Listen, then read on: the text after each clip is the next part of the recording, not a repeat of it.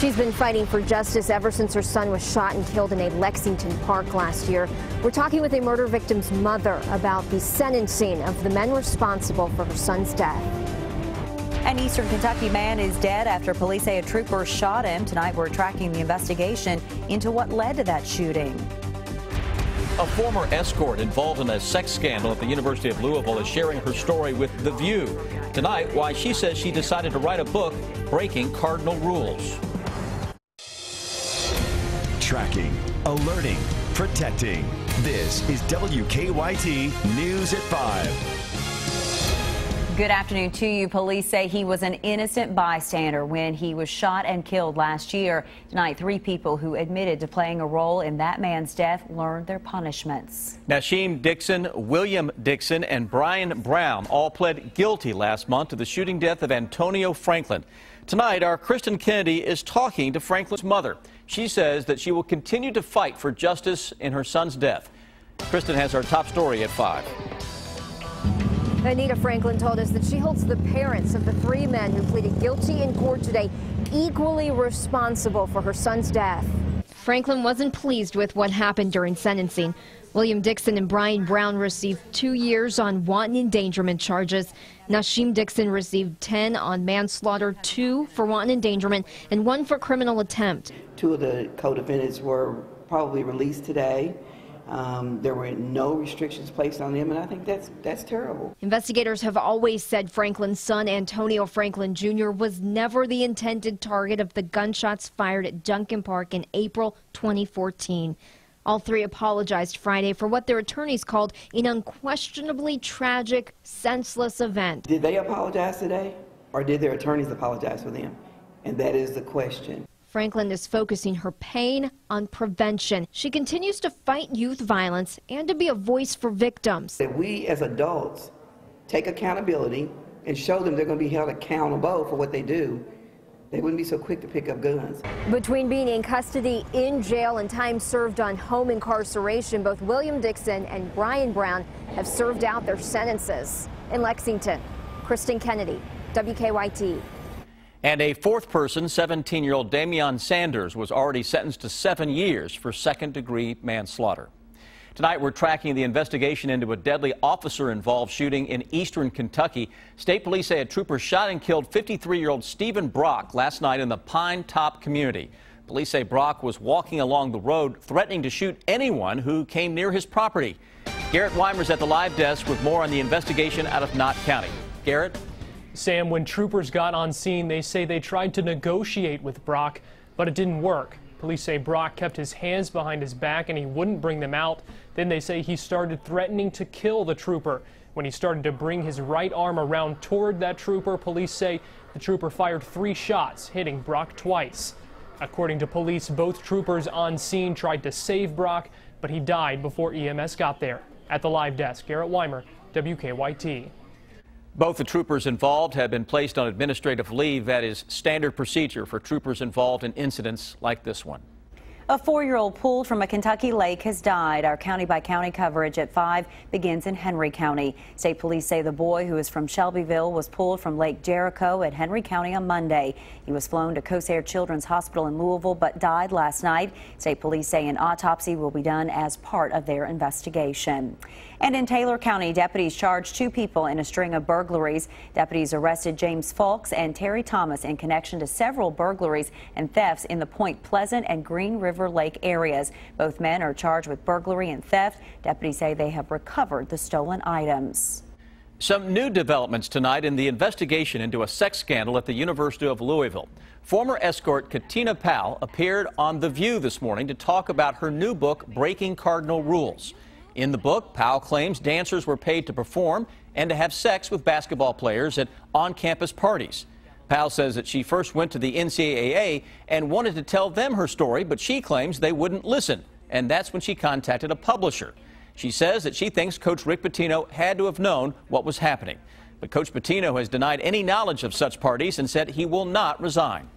What's going on? I asked Andre, we were standing in the hall at a party one day, and I asked him, it was just he and I asked him, I said, well, does Patino know about this? And he looked and he said, he's Rick, he knows about everything. So how am I supposed to take it when you're up under Rick and you said that Rick knows, and then you got all these players that's so loyal to Patino. They hear the music, know the parties are going on, see the strippers.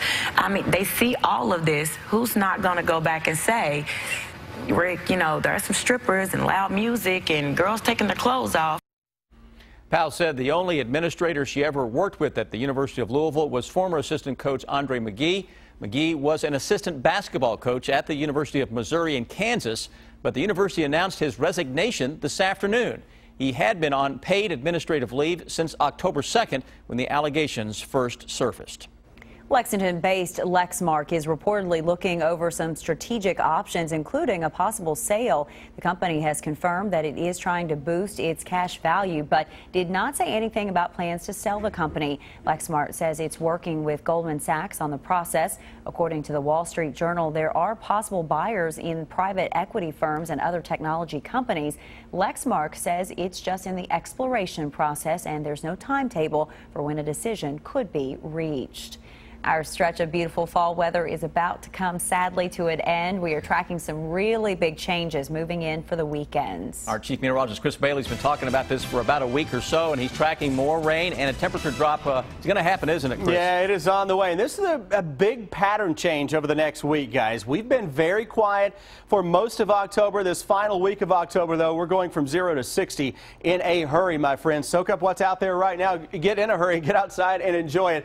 Clouds, though, beginning to filter in. 77 degrees. Winds are coming at us from the south right now at around 6 miles an hour, but those winds are gradually going to really pick up the pace heading into the day tomorrow. Clouds picking up the pace as well, coming in from the west. Not a whole lot of juice into western Kentucky, though. Late this evening, watch that radar begin to really fill up as that moisture across the Ozarks begins to increase. Cold front to our west, but that surge of juice that is coming from the Dallas area into parts of the Mississippi River will be into town later tonight and tomorrow. Then deeper into that forecast period, we got to watch what's going on in the Pacific. Hurricane Patricia became a major storm with 200-mile-per-hour sustained winds, one of the strongest hurricanes ever recorded anywhere across the globe. The computer models, various runs, say what is left of that. You see the little squiggly lines all heading toward the Ohio Valley? Well, they say what is left of that storm will emerge into the Gulf of Mexico and then may get drawn up into the Bluegrass State at some point next week, guys. That's why we're focusing on a forecast that has a lot of worry in it for the week ahead. It's a busy 7-day, but I could back in 10 minutes.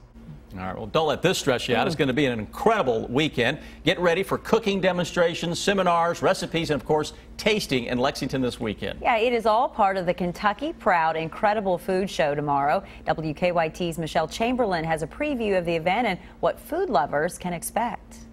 More than 150 vendors are arriving and setting up today for the Kentucky Proud Incredible Food Show. This one-day trade show begins tomorrow and includes cooking demonstrations, seminars, recipes, and plenty of tastings.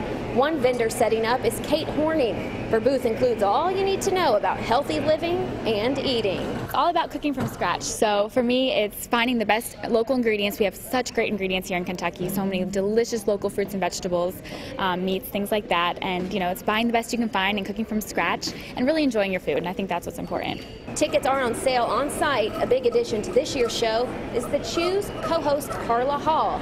She will be the celebrity chef at this year's event.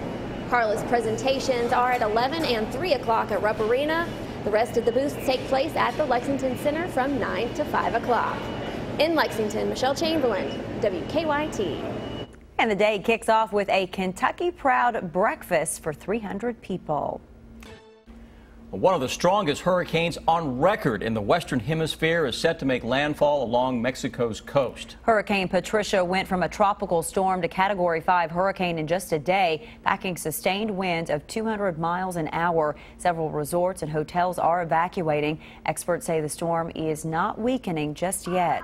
When we left it, it was still intensifying, and each pass, we did 3 passes through the eye last night, and each one we did, it kept getting stronger and stronger. Hurricane Patricia's rapid rise is due in part to this year's El Nino weather phenomenon. People in Texas are preparing for flash flooding this weekend. The heaviest rains are expected Saturday and Sunday. Forecasters predict up to 3 inches of rain along the Texas-Mexico border and up to 7 inches along the Gulf Coast. This weekend's weather is not expected to be as severe as historic flooding in May. Former Rhode Island Governor Lincoln Chafee has dropped out of the race for president. In a press release, Chafee told supporters that he decided to end his campaign after much thought. The Democratic candidate later made a formal announcement at a women's leadership forum in Washington. Chafee's departure comes just days after former Virginia Senator Jim Webb ended his candidacy, as well as Vice President Joe Biden announcing that he would not seek the Democratic nomination. Democratic candidate Hillary Clinton is in the race, of course. She's back on the campaign trail today. The former Secretary of State also addressed the Democratic Party's Women's Leadership Forum this morning. This comes after she spent 11 hours yesterday being grilled by members of the House Select Committee investigating the 2012 deaths of 4 Americans at a U.S. compound in Benghazi. The Breeders' Cup is known as the richest 2 days in horse racing, and for race fans, that means looking like $1 million at the track. The Breeders' Cup Classic may be about the horses, but for many, it's really about the high style, and this year, there is a distinct Kentucky feel when it comes to fashion for racegoers. It's a story that's new at 5. A day at the track in Kentucky is about fast horses, big winnings, and of course, the fashion. The Breeders' Cup is no different. This year, Kentucky weather is playing a big role in what folks wear to the track. Breeders' Cup the last few years has been in Southern California, so the dress and the weather very, very different. But here, a lot of cashmere, a lot of wool. You see, men and women in hats. Kyle Casson and his team at the Keeneland shop have been busy fielding questions for the big day. So what about the fellas? It's the men's opportunity to really, dress to the nines and look sharp. Wearing that herringbone blazer or that really, great silk tie. Across town, Bella Rose owner Betty Spain is a pro when it comes to race day fashion. Regal, elegant, and sophisticated is how Spain describes the Breeders' Cup look this year. She's seeing folks plan for the cooler fall weather as well. Lots of jackets and coverage. It's, again, we're going back to the weather, which is everybody is on their tiptoes with, but we're prepared. We've got layering pieces, we've got fur vest, and just a great selection of coats this year. So when it comes to that all-important hat, it's not your typical derby hat. For Breeders' Cup, it's a different look and style altogether. They're less fluff and a little more refined. Fascinators, a little more of a cloaked style. And then there are the finishing touches. Lindsay Combs is a Lexington jewelry designer hoping to cash in on the Breeders' Cup excitement. Her Leela Ray pieces are handmade and speak to the fall equestrian look. I've been meeting with people who have certain outfits that want to make something that's a one-of-a-kind piece for them, which is great because that lets me flex my creativity muscles a little bit. No matter the look you choose, this year's fashion is helping these Lexington businesses race right into the winner's circle for Breeders' Cup weekend. All right, bottom line as you're planning, dress warm, layers, and hold on to your hat for the Breeders' Cup. For more on where you can get any of the pieces that you saw in the story, just log on to WKYT.com and look for the story a little later. It is time now for better living, health, education, and consumer news that impacts your life. There are some encouraging findings out today that could eventually lead to a new treatment for hair loss. Researchers were able to regrow hair in mice using a class of drugs already FDA approved. Kenneth Craig reports from New York. For millions of Americans, hair loss is just something they learn to live with. I don't want to go bald, but if I go bald, no big deal. Now a new study is offering hope of a possible cure for baldness one day. Dr. Angela Cristiano and researchers at Columbia University Medical Center were able to rapidly regrow hair in mice using human hair follicles and a class of drugs called JAK inhibitors. JAK inhibitors seem to be among the very few number of compounds that can actually induce hair growth very soon after their applications. JAK inhibitors are normally used to treat blood diseases and rheumatoid arthritis. Researchers discovered the dramatic results when they applied a topical form directly to the skin rather than orally. The findings are encouraging to the estimated 50% of men over 50 who have some form of hair loss. It sounds pretty cool if it works. I mean, I'd be willing to try something to grow back some hair. That'd be pretty nice. If it's safe I think I'll go for it. Yes, yes. But researchers caution this is just the first step, and a lot more work needs to be done to see if it works and is safe on people. Kenneth Craig, CBS News, New York. Mice treated for 5 days with JAK inhibitors sprouted hair within 10 days. The holidays are supposed to be a time filled with happiness and cheer, but anyone who has to get on an airplane knows that it can be a time of stress and aggravation. In some airports, passengers can relieve their stress through the PUPS program. At the Los Angeles International Airport, 40 registered therapy dogs have undergone a year of training to volunteer with their owners to roam the terminals. I don't see anybody smiling. I don't see the passengers talking to each other or the staff. And when you bring a dog into the room, you just scan the room and it's smiles from wall to wall. People get out of their seats, they come over to you. The dogs can be any breed as long as their temperament can handle crowds. Halloween is just around the corner, but a push for healthy eating is not expected to put a dent in candy sales. The National Confectioners Association is projecting roughly 8% growth in candy sales. Profit is expected to reach $2.6 billion this Halloween season. But there is one catch. Consumers say they are more likely to buy more smaller sized candy this year than last year, but candy makers say that's okay. Candy manufacturers plan to produce more fun size options to fit the growing need. For more